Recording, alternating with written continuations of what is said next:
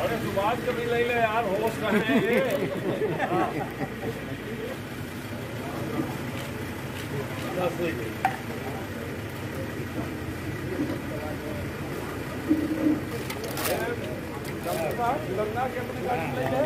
ये। तेरह में एक माफिया से लड़ने के कारण, वह भी मेरी व्यक्तिगत माफिया से लड़ाई थी, तो जिले के अस्मिता के लिए लड़ाई थी।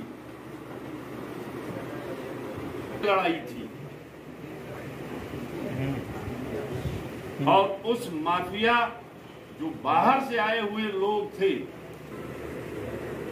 और उसके कारण ये सारे फर्जी केसेस मेरे ऊपर लागू किए गए।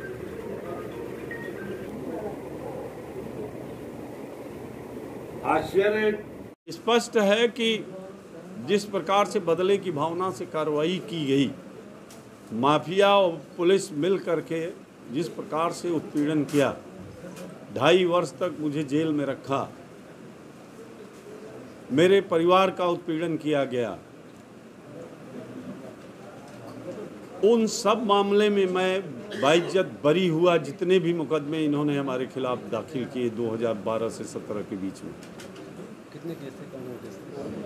उसमें एक लैकफेड से संबंधित था, दूसरा आय से अधिक संपत्ति का था, तीसरा गांव समाज की ज़मीन से संबंधित था, और 3 जो है वो मुकदमे कायम कर दिए गए उस समय मेरे खिलाफ आचार संहिता के।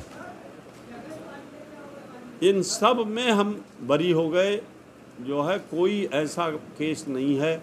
1 या 2 जो आचार संहिता के थे वो भी हाई कोर्ट ने स्टे कर दिया। यानी ये साबित हुआ कि यह जानबूझ करके उस समय के ज्ञानपुर के तत्कालीन विधायक, जो किसी नेता के बड़े चहेते थे, वो उनकी बेटी,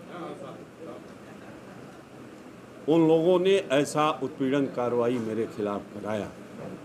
हालांकि ये बात अलग है कि उस समय के भी मुख्यमंत्री देर से ही सही इस माफिया विधायक विजय मिश्रा को समझ गए और इन्हें पार्टी से निकाल दिया 2017 में। वो भी कार्रवाई कम है। विजय मिश्रा एक दुर्दांत अपराधी है। 70 मुकदमे हैं, और इस मामले में मैं कहूंगा कि हालांकि हम बीजेपी में नहीं हैं, बहुत हमारे अच्छे संबंध भी नहीं रहे बीजेपी में जब मैं था योगी आदित्यनाथ से, लेकिन मैं बधाई देना चाहता हूं कि उन्होंने जिस प्रकार से अपराधी के खिलाफ, विजय मिश्रा के खिलाफ कार्रवाई की है, वो बधाई के पात्र हैं। उन्हें बधाई देना चाहूँगा कि विजय मिश्रा जैसे दुर्दांत अपराधी को जो कार्रवाई की है वो कम किया है, और भी होनी चाहिए।